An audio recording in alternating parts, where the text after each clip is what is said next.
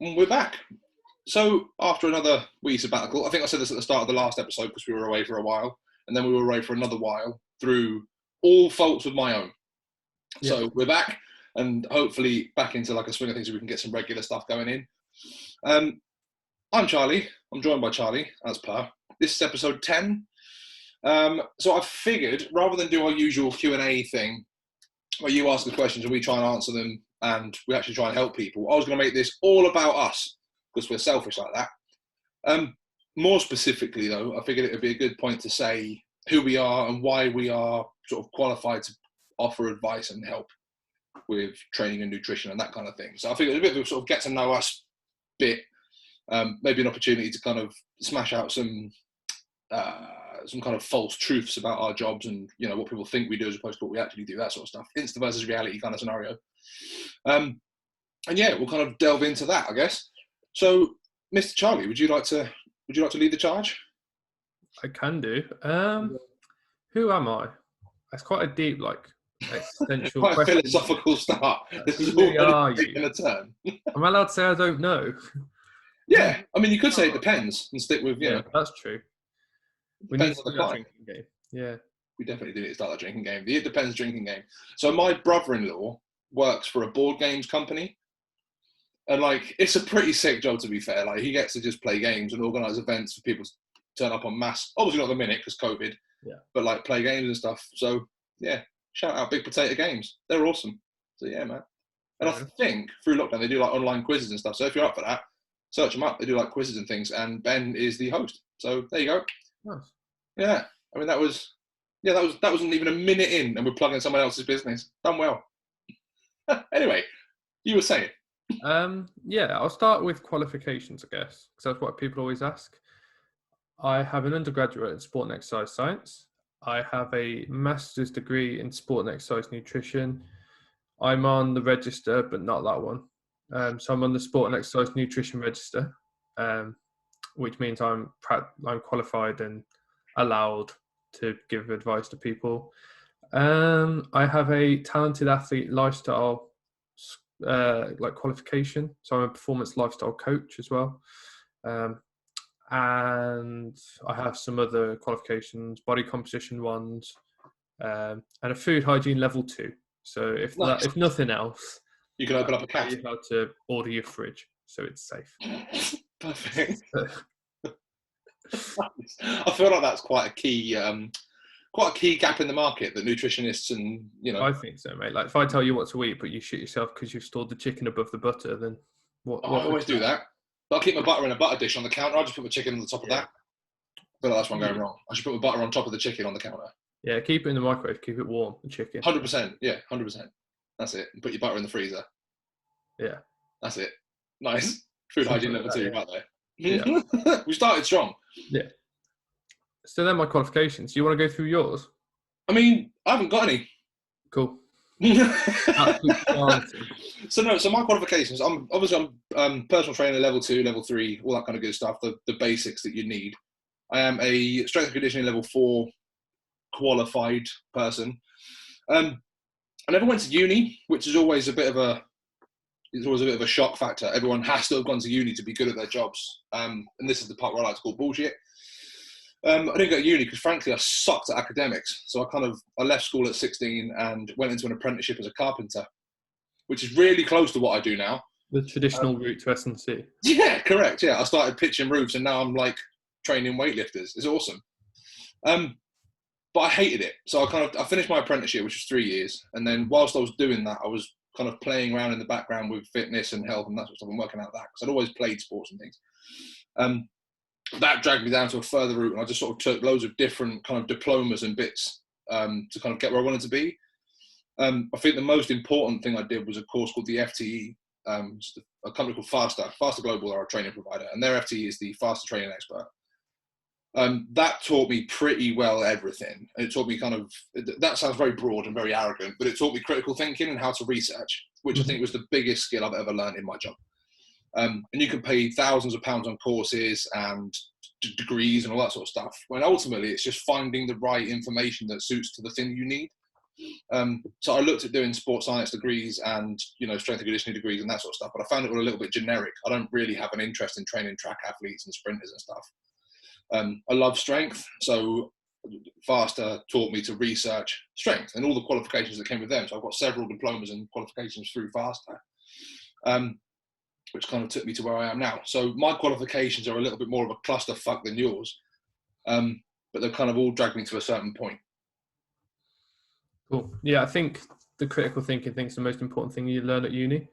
Yeah. Like the two things I can tell when someone's been to university when they haven't, like looking at like when I talk to family about things, it's ability to think critically and ability to debate properly. And they're the two things you learn and the two things you need as well. Like if you hear anyone talk about like politics or Brexit or COVID, you can tell who's learned how to think critically rather than just go, well, the Daily Mail said it, it must be true. That's what I mean. Yeah, literally. Like, well, Karen on Facebook said it. And the same with debating. Like, in the end, people that haven't had a background in forming an argument and looking at the data and presenting it end up just going, well, you're fat and ugly, so think that you're an idiot. There was that's what they said to me anyway. There was a post I put up ages back. This is a few years ago, and it got known as Vaccine Gate. I've got a real thing about people that don't vaccinate kids, and like whatever your opinion is on that, I don't know. If you don't vaccinate, you're wrong. If you don't, is my opinion, and you'll have a fucking hard job to prove me wrong. But there was someone I put a post up, and they had a real thing about it, and they, took it quite personally and whatever else it is. I'm not going to name names because that's not fair. But they ended up just cornering themselves into this argument, and there was a lot of friends of mine jumped onto the comments as well, saying, "Look, you're wrong because," and they were basically going on the whole argument that vaccinations cause autism. Which it doesn't. It's bullshit. There was one paper that immediately got pulled back. BMJ put out a massive thing saying this was wrong because we will hang off it. And this whole big thing, and then her ultimate argument was to me, yeah, but you got a fat ass, so it doesn't count. And I'm like, and that was it. I lost the argument there. So when you said that, it just harked back to that little memory there of how I lost an argument. You've got some issues that you've not quite resolved there, I think. A little bit, yeah. There's a smidge of anger right there. You touched a nerve. My brother's just had a child, same as you. He's about 3 or 4 months old now, and a healthcare worker came around and was talking about vaccinations, and they were like, "Oh, and these are the vaccinations that get here." And then my brother said to him, he said, "Yeah, and if the baby gets vaccinated and then gets autism," and he said like he could see the face of the healthcare advisor to go, "Oh God," and then my brother just went, "It would be a complete coincidence." Yeah. And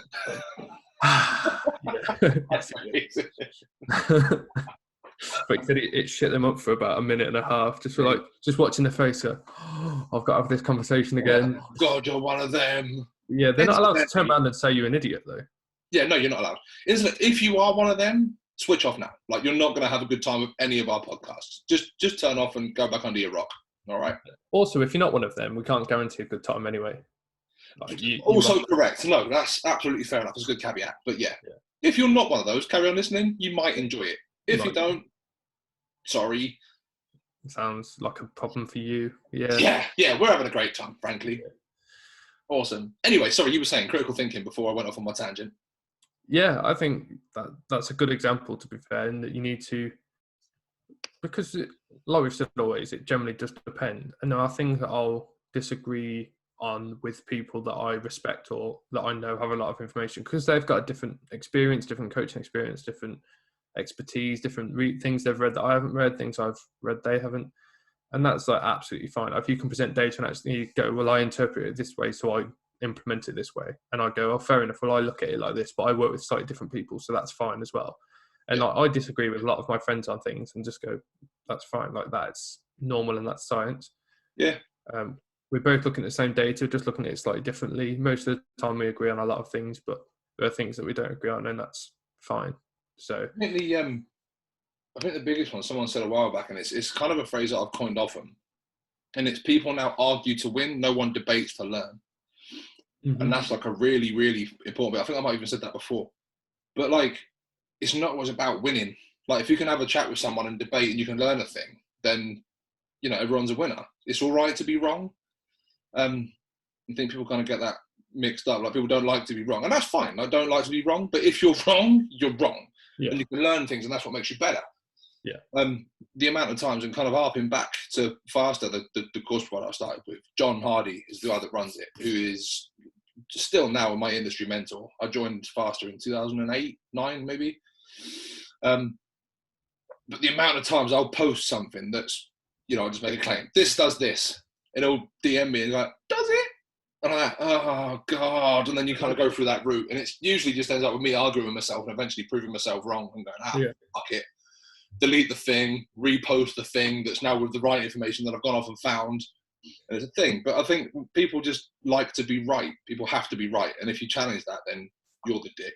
You're not trying to help them. You're just being an argumentative whatever. But yeah, if you're having a conversation with someone and you've not learned something from them, then you've probably just not listened, and you've gone in to tell someone rather than discuss it with someone.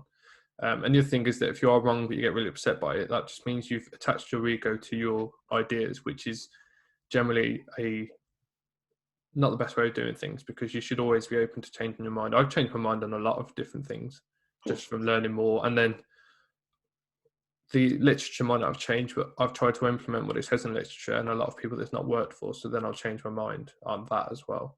Yeah. So like protein's a really good example. I used to recommend really high protein because it makes you feel fuller, and like there's some evidence showing if you overeat on protein, then body composition might not change, and loads of other things, loads of benefits of protein.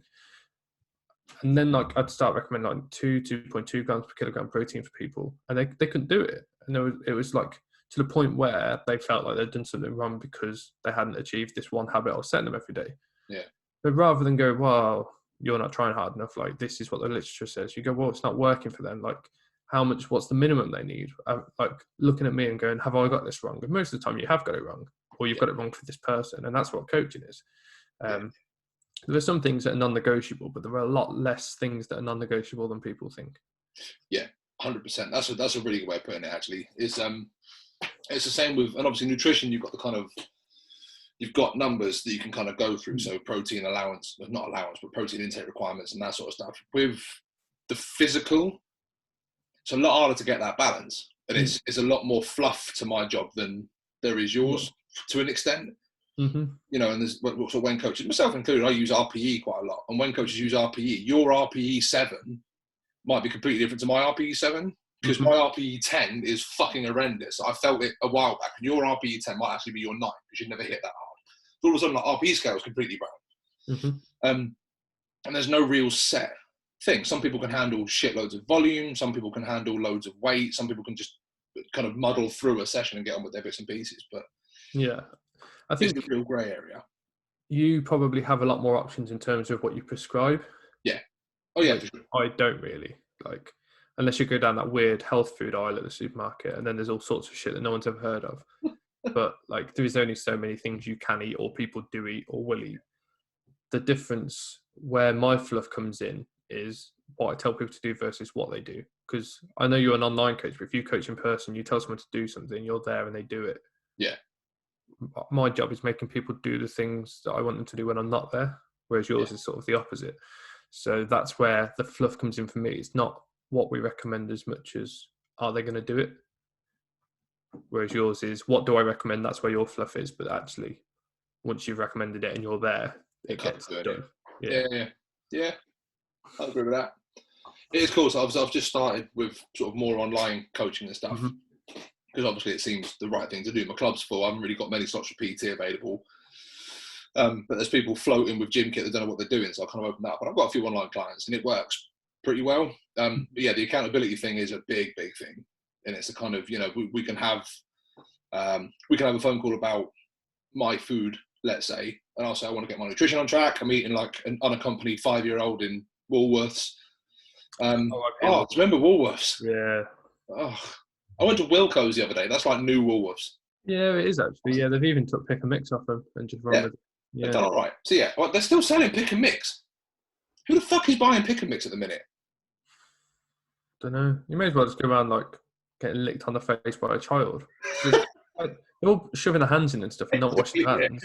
That's basically it. It's horrible. But anyways, I'm like, my food is horrendous. But there's that bit. We can have a phone call and you can go, right, here's your bits. Work on A, B, and C. And I go, yes, I'm going to do all of those things. As soon as I put the phone down, I'll reach for the 12 bites.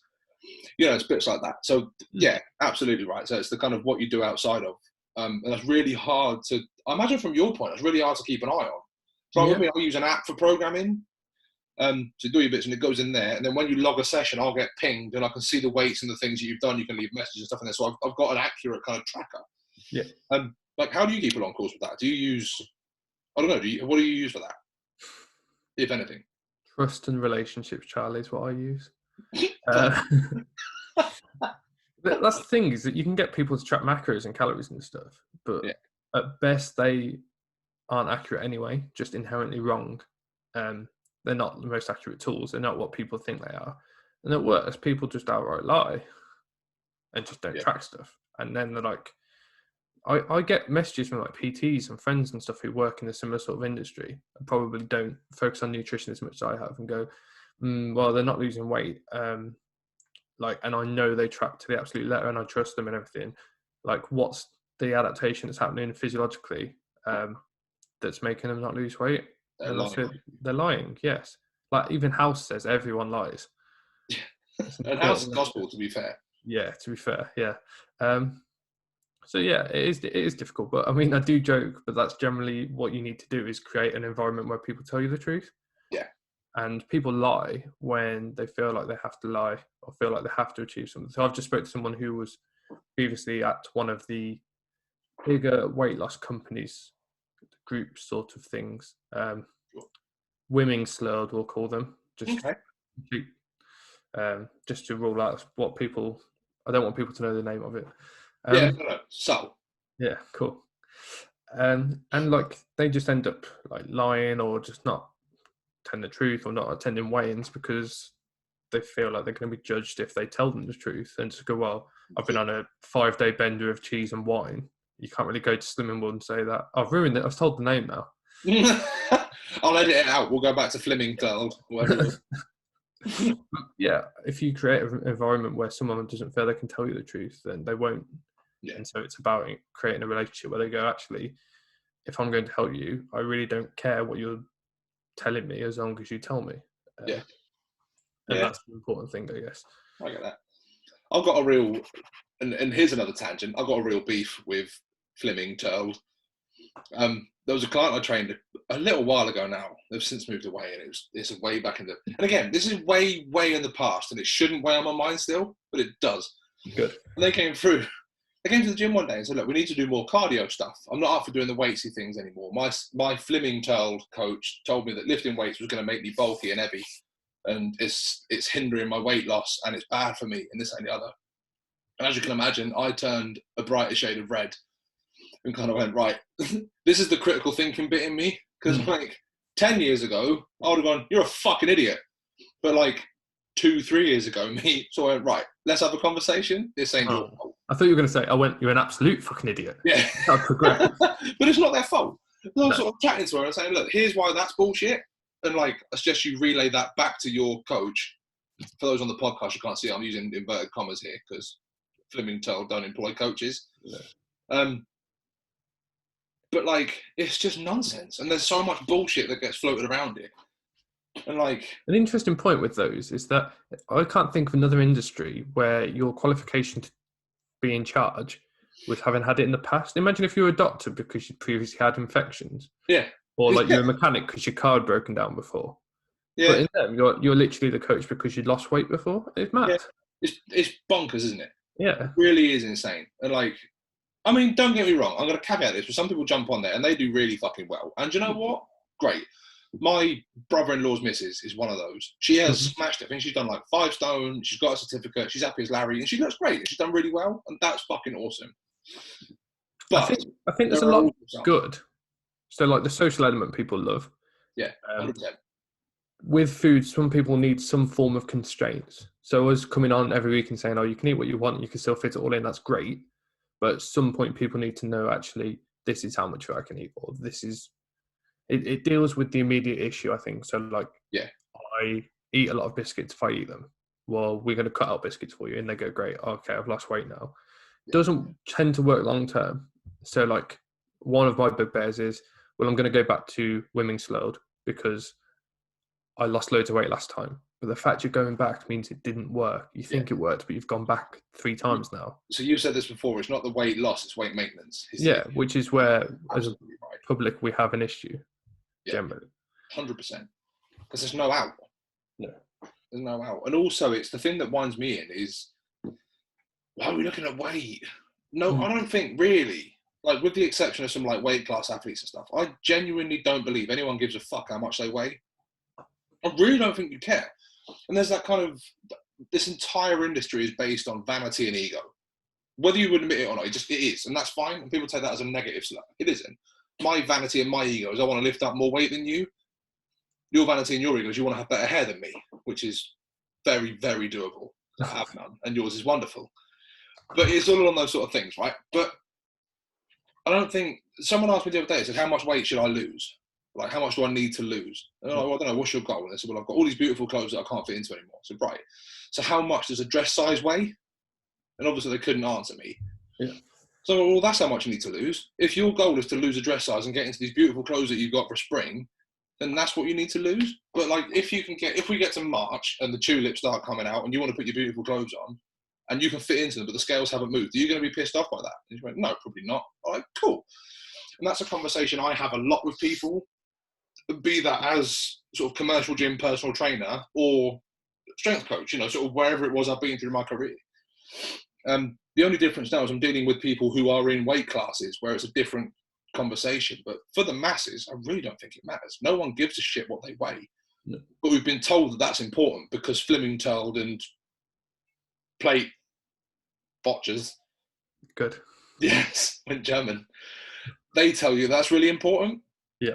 And it's, I don't know, man. It's whatever gets you through, I guess. But it's not the be all and end all. No, it's not. I think there are good ways of using it as a tool, but it's not generally done very well.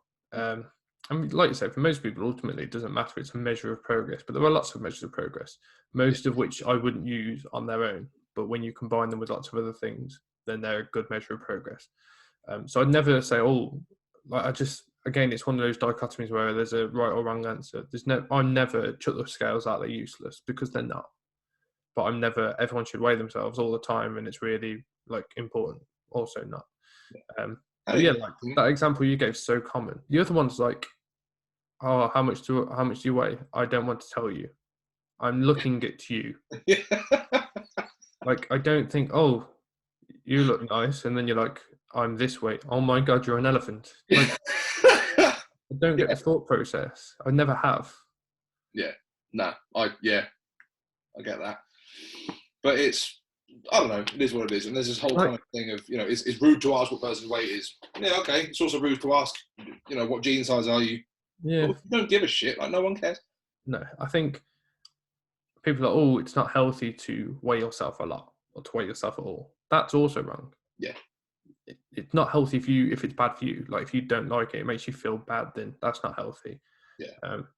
Avoiding things like that in case they make people feel bad is not healthy. Like, it's your intention, it's your relationship with it rather than the thing itself isn't a bad thing. Tracking macros isn't a bad thing, but it can be really unhealthy for some people. Weighing yourself is exactly the same. There's so many things that I put out content, but I'm constantly mindful of the fact that if someone with a previous history of like an eating disorder or some sort of issue, some of my content is going to be triggering for them because some of it relates to weight loss. Like, if everything is a good thing or a bad thing, it just depends on the context of the thing.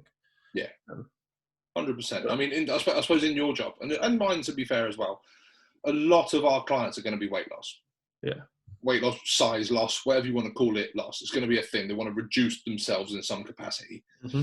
And I think that's just sort of nature of the beast. That's our industry. Yeah. And that's cool. But like the other side of that as well, you've got the kind of the weight gain clients. You know, I've got a guy I'm working with at the minute that's trying to put on a little bit of mass, which will probably put him into the next weight class up. Mm-hmm. But it'll be solid, you know. And this is the kind of thing. And he's at the start of a very, I hate the word journey. It's very fitness influencer, isn't it? But like, he's at the start of a very long journey. And he's currently a strongman competing in under 105s, and he wants to get into like the sort of the opens and the inters and stuff. And he's got a fucking long way to go. He's sitting at about 102, 103 kilos at the minute. And he's eyeing up 120, 125. Right, that's a lot of mass. That's a lot of mass. But he'll get there. He understands there's a small steps and all that kind of thing. It's for, he's doing this for a long time, not like instant gratification. Yeah. I think they're there's two sides of the same coin, and that you kind of look at it. You say that some of your followers will get triggered by weight loss posts and stuff like that. And I dare say some of mine will get triggered by people that are trying to put size on, or it's just one of those things. And unfortunately, it's just the industry, right? I don't know the right answer to that. It's just I just wish people would understand those things in the context. It's the voice that people use when they explain to me, like blokes do this more. So women's more with the other things, like I don't want to tell you my weight. Blokes will be like, yeah, well, I do need to lose a bit of weight. I mean, I'm this weight. Like, I'm this weight now. I'm like, well, that means fuck all to me. Yeah. Like, I've seen blokes your height that are your weight and look like ridiculous shape. And I've seen blokes that aren't very well at your height and weight. Like, it means nothing. And you get the same with like, oh, yeah, well, I clean this now. Like, as if that tells you something. It tells you fuck all. Like, in the context of it. There's nothing. I mean, the biggest example I can give you, I'm 6'1" and 140 kilos. Alexei Novikov, just won World's Strongest Man, is 6'1", about 140 kilos. Yeah. I couldn't win World's Strongest Man. No. Not a chance. It means fuck all. It's just the individual. He just happens to be incredibly powerful. Yeah. Incredibly powerful, fast, strong. Static strength is incredible. Like, the guy's a monster. He won World's Strongest Man. He's pretty good. Sorry if you haven't watched that, by the way. Spoiler alert. After the spoiler, but Yeah. And then you look at like years gone by. You look at Brian Shaw, what's Brian Shaw, like 6'10", 200 kilos, 6'9", 200 kilos, whatever he is. Like, fucking monster. You couldn't get two poles apart, but they've both won World's Strongest Man. Mm-hmm. So you kind of look at it in that context. It means nothing. It's the individual. What can you do with your size and mass? Yeah. Body fat means nothing. People kind of measure that. They're like, oh, I think my body fat sits at around, and I'll literally just go, I don't care, because however you've measured it's wrong. It's irrelevant anyway. Like, you've not, like, to get an accurate body fat measurement, you really do have to go to some lengths and some financial costs as well. Yeah. I mean, you do I think, if I'm right in saying, and again, I'm proved to be wrong here, but I think the most accurate way of measuring body fat is a displacement test. No. You're right. They're probably a bit more accurate, but there's a lot of like measurement error. So the water one's an example. Yeah, like a ducking stool, basically. Yeah. There's a lot of like technician error in that and variability amongst technicians. Okay. Reliability might be a bit better. Huh? The other one I know is like DEXA scans. DEXA is probably your best bet that's not ridiculously expensive and is vaguely accessible. Yeah. But again, you've still got to standardize. So like water and carbohydrate. Well, carbohydrate binds to water, so it would show up as water. Water shows up as muscle mass. So unless you fasted and restrict water in the morning of, you're going to get a different DEXA scan each time. Yeah. That's so like there's no accurate measure of body composition. The only way you can do it is there's a number of steps. First one is death, and then like literally skin you and then weigh out each type of tissue. Yeah. But then that's practically... That feels quite extreme. Practically it's not, and also the repeatability of that test difficult. Yeah. I mean, yeah. Because there's not been much change between tests. There's the decomposition of each tissue. It gets really messy. Yeah. I don't think that's plausible to do in your initial consultation with a new client. I've took it off my services, to be honest. That's fair. No. I can't. Lack of interest. Can't blame you. Yeah. It never sold. Never made any money on that. But yeah, so body composition, DEXA is pretty good. If you're going to measure an elite athlete, you probably do DEXA regularly, and the elite teams have a DEXA scanner on site in sport, for example. Skin folds, if you are qualified, as I am, are not very accurate. So if you try to you have to put them into an equation, and it gives you a body fat percentage, which is fucking good for absolutely nothing. Yeah. They are, if you just keep them at the number, so you can measure them in millimeters, and then they get converted to body fat. If you keep the number in millimeters and use the same person, all the same standardized stuff, they're quite reliable.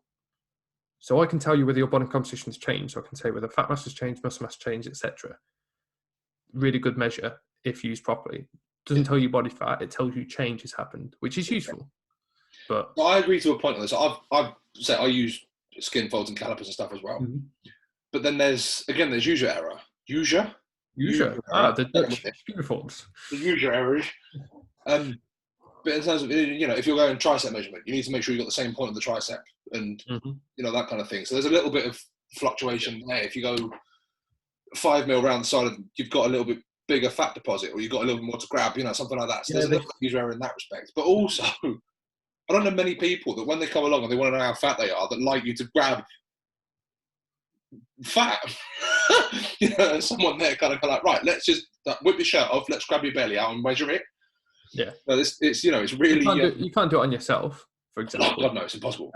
And I did a 3-day course to get relatively accurate in it. So then you have to be within 5% of yourself when you measure repeatedly, and within like 7.5% of the assessor. Yeah. So they measure it and then you check it. Obviously, if they're well off, then you're well off as well. But at least it's reliable because you're doing the same measures. Yeah. It's good for tracking. Yeah. But like if you get PTs just come and just pinch random bits of you, with no qualification, then you might as well just guess. Earlobe, bridge exactly, of double chin. Well, you've got a 22mm left arse cheek, so this is what your body fat is like. You haven't got a clue what you're doing.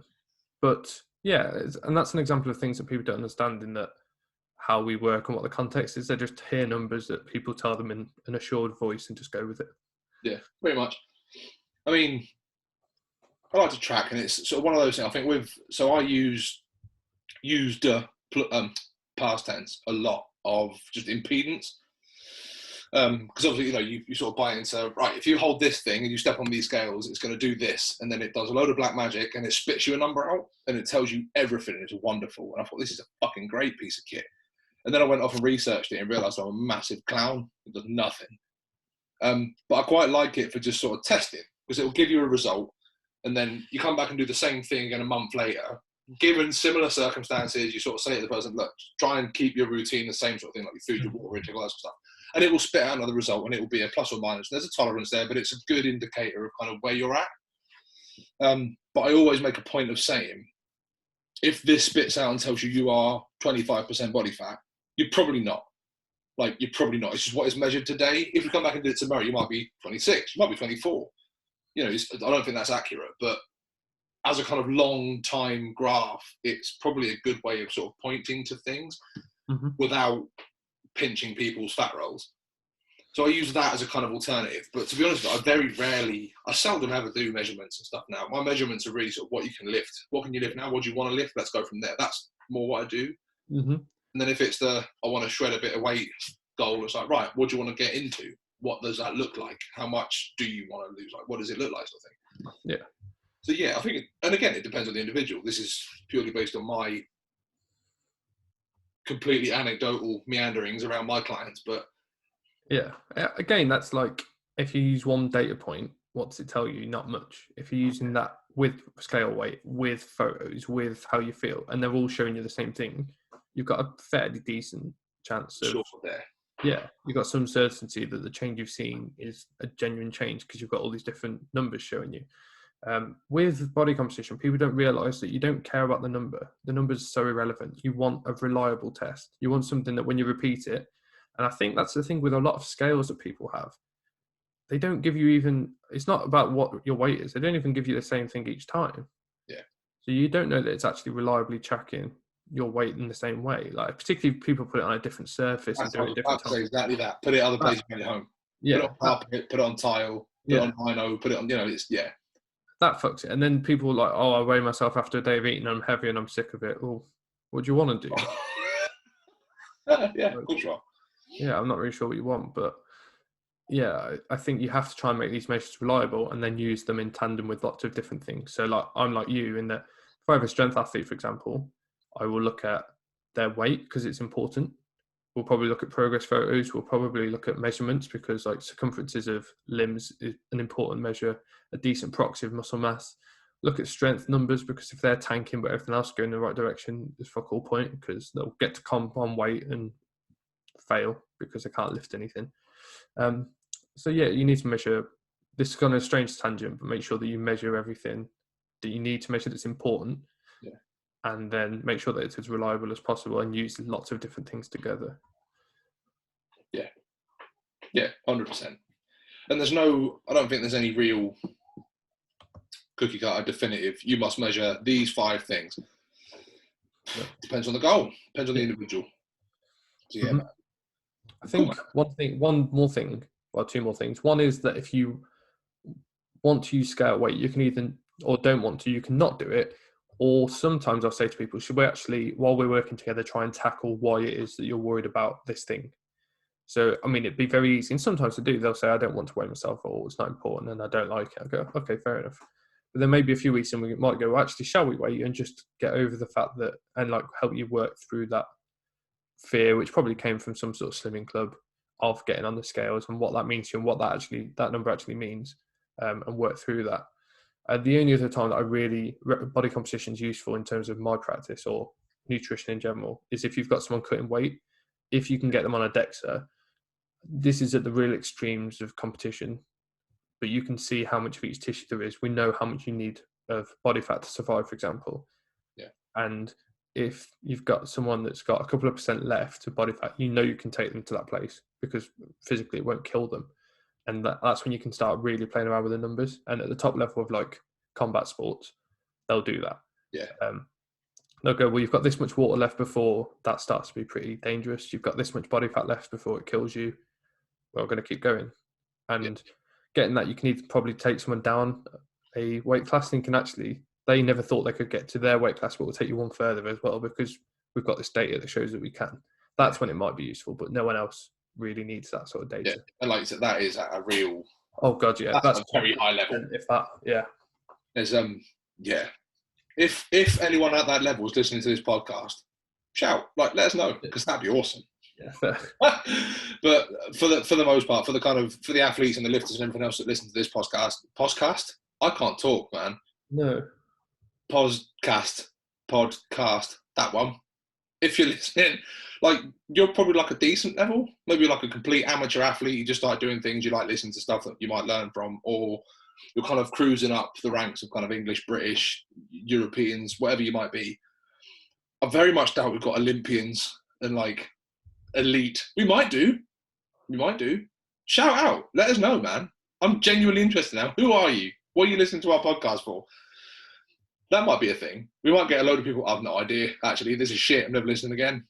Yeah. Like, might have just woken people up and sort of said, actually, yeah, this is dog shit. Don't listen to us. We don't know what we're talking about. I've just admitted I never went to uni.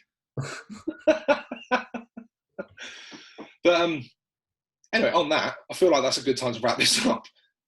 So I quite enjoyed this. As what sort of started as a who are we? I feel like we answered one question, which is like our qualifications, and then went off onto like a 40-minute tangent, which I quite like.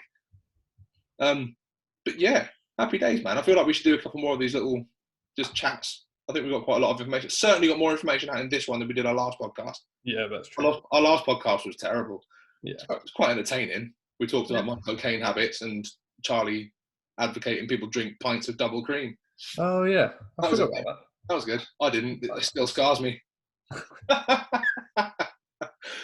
But yeah, on that, I feel like this is where we can kind of sign off and do our thing. So this is the part where we're going to talk about what we do and how we can help you. So if you're no interest in listening to that, disappear off now, go listen to something else, or go try and do something. If you are interested, as I say, we've kind of alluded to it throughout this one. Obviously, I do coaching, strength coaching mainly, strength and conditioning, if you're really in for it, that sort of stuff. Mainly for strength sports, weightlifting, powerlifting, strongman, that kind of thing. So if you are one of the fortunate ones, you've got a bit of kit that you're playing with through lockdown, but you're not really sure how to get the most out of it, drop me a note. Definitely be able to help you. That's kind of me. You'll reach me on Instagram at Night Strength or at Redbeard Barbell Club, are my ones. And then you've got Mr. Beastone over here, if you want to just shout at yourself for a minute. Yeah. On Instagram, I am CB_nutrition_, and I put out some rhetorical questions and memes that make people think or laugh. Sign up to my emails. I send them out a couple of times a week, and sometimes they're about cat piss, sometimes they're useful. There's a little bit of a mix of both. I'm an online nutrition coach, so I help people mostly in strength sports, but then in other sports as well. So I've got a new client who's running through the Amazon next year. Oof. Not like the warehouse, it's in like the actual forest. Oh my God, imagine a trolley dash around Amazon warehouse. Yeah, it'd be like supermarket sweep. Fucking amazing. You have to get Dale Winton. Like, who does it now?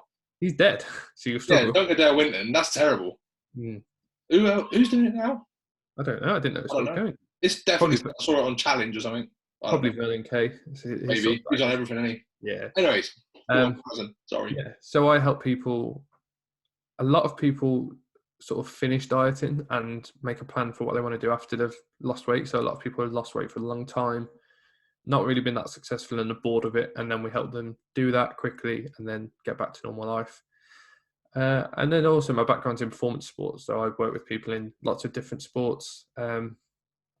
And I do some corporate stuff as well. So any corporate wellness, if you've got a business or work for a business who wants to look at corporate wellness, but also performance. So how do we make our brain work better? That's an area of interest for me as well. So if you want any of those things, free information, memes, coaching or workshops, then please let me know. Happy days. Awesome. And yeah, I mean, the emails are cool, man. I like the emails. I especially look forward to the cat piss ones. I feel like the cat piss needs to make a reappearance again. I'll see what you can do next. I don't know. Nice. How do you make a cat piss? If you put a paw in water when she's asleep, will she piss herself? 100%. Yeah, definitely a thing. All right. Definitely a thing. I was devastated. Do you know how devastated I was when I realised that didn't work? That's not a thing. The hand in hot water thing. No. It's because you're a wet hand. It doesn't work. I've literally just found that out. I was today years old. I was devastated, like properly gutted. I tried it one time on a mate of mine, so it might be anecdotal. He might just have like the bladder of iron, but from my one time doing that experiment, didn't work. Gutted. Oh. There you go. 32 years old, trying to make my mates piss themselves. That's ruined my day. That's and everyone else's. I'm sorry. Yeah. Right. Well, on that pissy sort of bombshell, yeah, I will bid you adieu. On the next one, we'll probably get some more questions and stuff in. We'll get back to the sort of Q&As. I feel like there's a few of those bubbling now, and we'll get some of those back in. So DM us your questions. We'll do our best to answer them. Happy days. Awesome. Thank you very much, and I will see you next time. Thank you. Cheers, dude.